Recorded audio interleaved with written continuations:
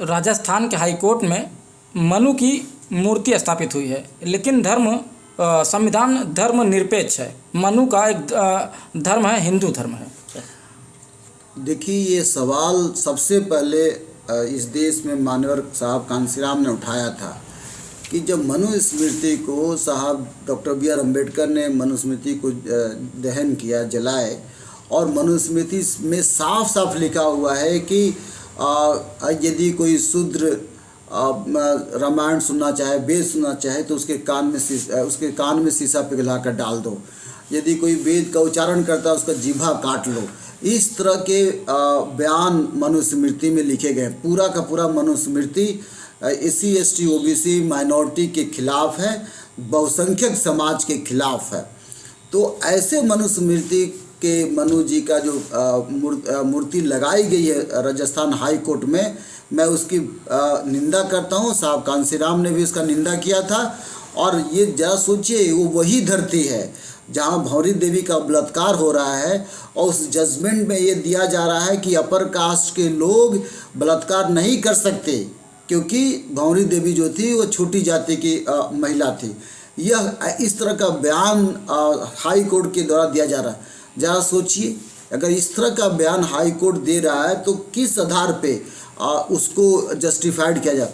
मैं इस देश के सुप्रीम कोर्ट के चीफ जस्टिस DY चंद्रचूड़ जी से अनुरोध करना चाहूँगा कि आप इस तरह के जो बयान चीफ जस्टिस हाई कोर्ट के राजस्थान ने दिया था, इस पर भी कार्रवाई होनी चाहिए। जिन लोगों ने मनु को वहाँ पे लगाया है मूर्ति, उस पर भी कार्रवाई होनी चाहिए। और आपको आश्चर्य की बात है, वर्तमान सरकार जो चाहती है, नया पार्लियामेंट बन रहा है, उस पार्लियामेंट के अंदर भी शायद मनु की तस्वीर लगाई जाएगी, मनु की मूर्ति लगाई जाएगी। यदि इस समाज का बहुसंख्यक समाज जगेगा नहीं, जागरूकता उसमें नहीं आएगी, तो आने वाले समय में ऐसे तमाम कम्युनल लोग, ऐसे तमाम जातिवादी लोगों की मूर्तियां स्थापित होंगी, और उनके द्वारा लगाए गए जो धर्म ग्रंथ है उसको भारत सरकार में डायरेक्टली इनडायरेक्टली लागू करने का प्रयास करेगी। जैसे मसलन पूरे भारत में जितने भी मंदिर हैं, उनमें 100 करोड़, 200 करोड़, 20 करोड़ रुपए दिए जा रहे हैं ताकि मंदिरों का उद्धारण किया जाए, मंदिरों पर नए ढंग से विकास किया जाए, उनको टूरिस्ट स्पॉट बनाया जाए। मैं माननीय प्रधानमंत्री से पूछना चाहता हूँ कि यदि आपको हिंदू धर्म की इतना चिंता है और आप सारी धर्मों की चिंता करने की बात करते हैं, तो क्यों कभी मस्जिदों के बारे में नहीं सोचा कि उनको भी पैसा देना चाहिए? कभी जैन धर्म के बारे में नहीं सोचा कि उनको पैसा देकर उनके मंदिरों का निर्माण कराना चाहिए? क्या कभी बौद्ध धर्म से पूछा गया?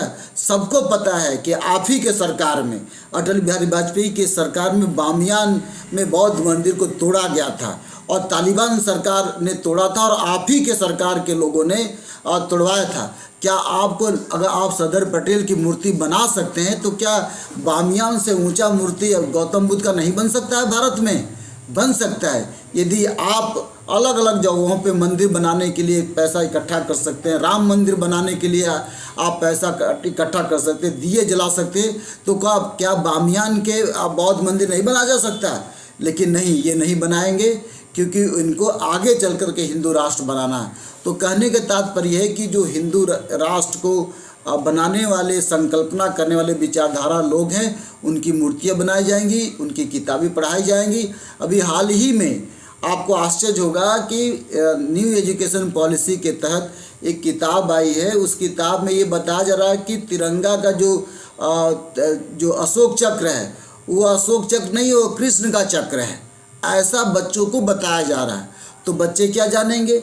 और इस बहाने 2-3 चीज़ साधने का, एक कि कृष्ण को यादवों का भगवान बना देंगे, तो यादव को अपने में मिला लेंगे। जैसा कि हम सब जानते हैं कि यादव समाज को कृष्ण का झुंझुना पकड़ा दिया है, और कृष्ण रटते रहते हैं, और अपने को चंद्रवंशी कहते हैं, कृष्णवंशी कहते हैं, और उनको आगे करके अपना हित साधते हैं। तो ये जागरूकता का सवाल है। जब ये समाज जगेगा, और जगना चाहिए, ताकि मनु की मूर्ति को हटाया जाए और मैं ये भारत के उन तमाम सुप्रीम कोर्ट के जज सहित सभी लोगों से अनुरोध करूंगा कि एक मास लेवल पे इस देश के प्राइम मिनिस्टर को पत्र लिखा जाना चाहिए और ये भी पूछा जाना चाहिए, उद्घाटन से पहले, पार्लियामेंट के उद्घाटन से पहले आरटीआई किया जाना चाहिए कि आरटीआई के मतलब ये पूछा जाना चाहिए कि पार्लियामेंट में किन किन के साहिबानों की मूर्ति लग रही है, किन महापुरुषों की मूर्ति लगाई जा रही है, किस आधार पर नक्शा तैयार किया जा रहा है। तो हमें पता चलेगा कि बहुत से ऐसे नक्शे हैं, बहुत से ऐसी मूर्तियां हैं जो हिंदू राष्ट्र को मजबूत करने वाली मूर्तियां होती हैं और इसी माध्यम से मैं सब पे बैन लगाने की मांग करता हूं।